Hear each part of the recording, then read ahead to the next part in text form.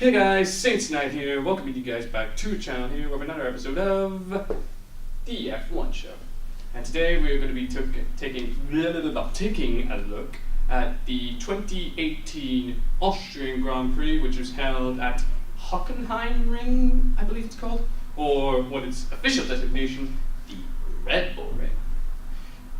And weirdly enough, it's a track that Red Bull have never ever won at their home turf, despite it being home of Red Bull, because Red Bull bought it quite a while ago. But today we're going to be taking a look at the Austrian Grand Prix, the qualifying race, and we're going to be taking a look at what this race means for the Drivers' Championship, because boys and girls, this is a really interesting Grand Prix for a lot of reasons. Especially for me. If you already know this, then you'll know why. But for those that don't, this is what that video is for. But anyways, without further ado, ladies and gentlemen, if you do want to keep seeing the F1 show on the channel, you know what to do. Don't forget to smash the thumbs up button. So without further ado, let's dive straight into the Grand Prix weekend, starting off, as always, as per usual, qualifying. Now let's get the chart out right here, and as you can see from this chart, it is a Mercedes 1-2 for, it's a 1-2 podium finish for, start, technically, for Mercedes, with Valtteri Bottas remarkably in first place, with a really good time of 1 minute 3.8 according to the chart, which was really good considering that he was running on ultra soft tire compound, I believe. Oh, I think Hypersoft, I'm not too sure. One of the higher types of tire compounds. His teammate Lewis Hamilton, as I said, Mercedes 1-2, his teammate was only 0.19 seconds slower, but it was still being good enough to beat both Ferraris, who qualified in third and fourth by about 0.19 seconds, which was actually very impressive. It was really close between Hamilton and Bottas.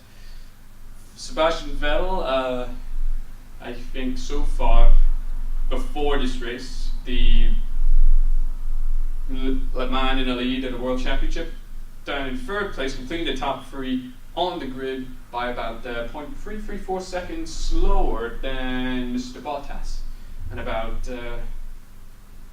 317 or other seconds slower than Mr. Hamilton.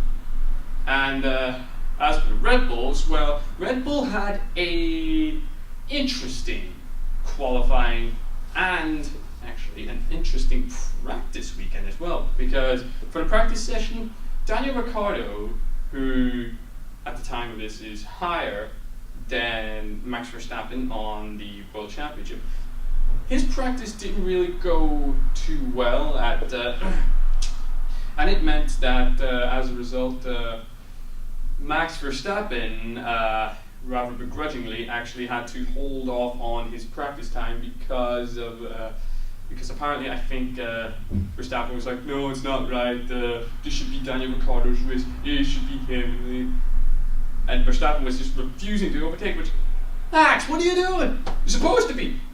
If your teammate wants, and even Daniel Ricciardo himself actually was like, why didn't have Verstappen overtake? You should have carried on Red Bull's pride for the Red Bull ring, which he should have done. For qualifying, thankfully Verstappen did hold up Red Bull's end of the bargain, qualifying in fifth place with a time of 1 minute 3.4, about 0.3 seconds slower than Bottas, but still a good place with whilst his teammate is about 2 positions slower, Daniel Ricciardo being in 7th place, so not really too bad for Red Bull. The AMGs, again, they're boring out the place, they're storming first and second, and they're just, well, they're just being Mercedes as per usual. And now we come to race day. Now, race day for Austria, for the Red Bull ring, is always a very interesting one, because at some point every single driver always has a problem, always has a fault, or always gets crashed off during the first corner, during the first lap.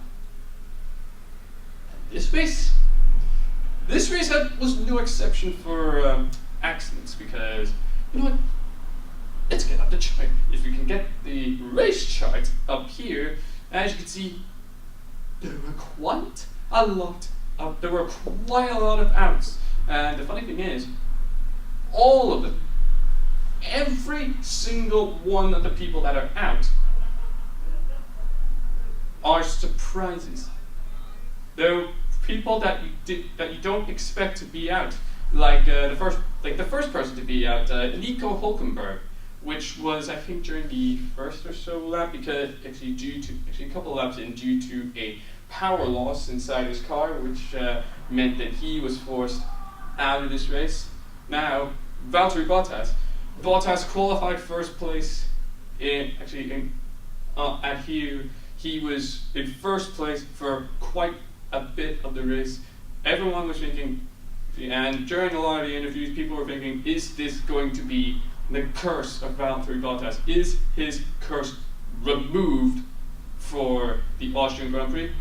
And unfortunately, on lap 14, he was out as well due to a problem with his gearbox. And as a result of that, we got a virtual safety car in about 2 laps later, which started to shake the pack up quite a bit.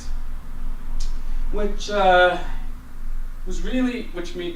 Bottas afterwards was left frustrated, because all of his hopes of winning the race, he felt really excited, really confident, going, I think that this curse is lifted, the car's doing great, the team are really supporting me, and I've got Hamilton on my side as a teammate, just in case, if I go down, Mercedes actually have someone to actually get them points in both the Constructors' Championship and in the Drivers' Championship.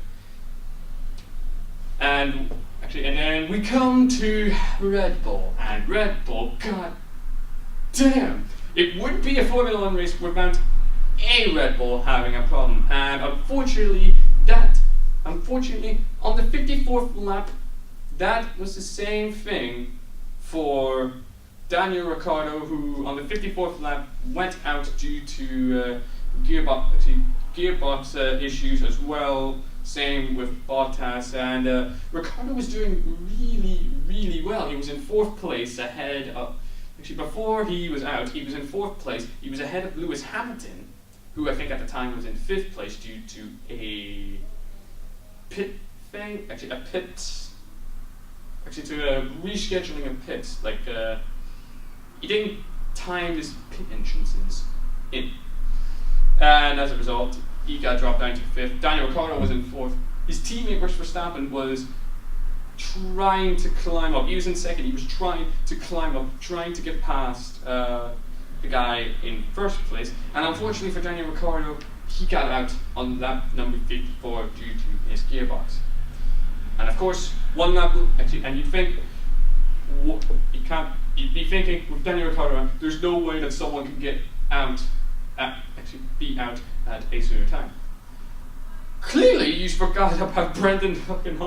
Clearly, you forgot about Brendan Hartley in the Toro Rosso, who was out due to engine trouble with his engine. It wouldn't go into power for him. It wouldn't go into gear, and as a result, I think at one point it was actually smoking as well. That is, his engine was on smoke as well, which wasn't really that good for Brendan Hartley. But you should be used to issues either by his own fault or by his teammates' fault. But whatever, you should be used to it. I'm just saying.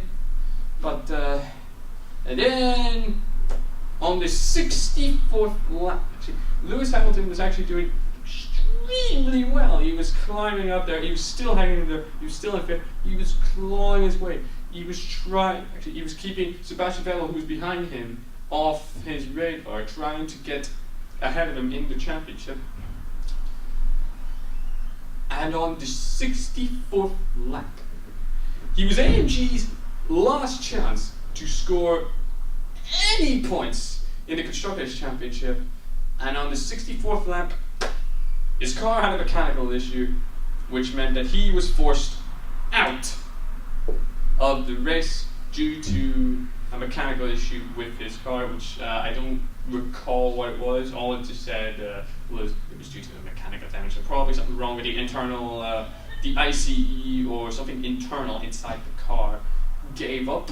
Because I know he wasn't getting a lot of power. He complained throughout a lot of the race that he wasn't getting a lot of power, his tires were wearing very quickly, and that his car wasn't really behaving as it normally would. So he was out due to a mechanical issue. And then we get to the top 3. And finally, after a long time of a Red Bull not winning at Hockenheimring, at the Red Bull Ring, finally, in 2018, we finally get a Red Bull, and not just any Red Bull, mind you, not just any Red Bull. My boy, Max Verstappen, taking his first win since all the way in Mexico, I think either 2016 or 2015, or 2017. One of those, I think it's Mexico 2017 was the last race he won, at the time of recording, of course. And he blitzed first place, taking the trophy for Red Bull in their own ring, actually in their own stage, and in his home country, which must have felt really nice, really great for Verstappen, because Austria is his home track. Second, of course, both Ferraris, Kimi Räikkönen and Sebastian Vettel, then finished the top 3 in second and third. And I gotta say, congratulations to Max Verstappen for winning the Austrian Grand Prix. Enjoy this victory. Hopefully you can do the same in Britain, because if you cannot, at least play with your team and try and help Daniel Ricciardo get there as soon as possible. Try and get him in there as well. Now let's move it on to how does this race affect the World Championship? And you know what? Let's get up the chart here, and as you can see, we have a huge shuffling of the pack. Mainly, top 2, Sebastian Vettel of Ferrari now overtakes Lewis Hamilton again to take first place with 146 points, and Hamilton closely second by 1 single point.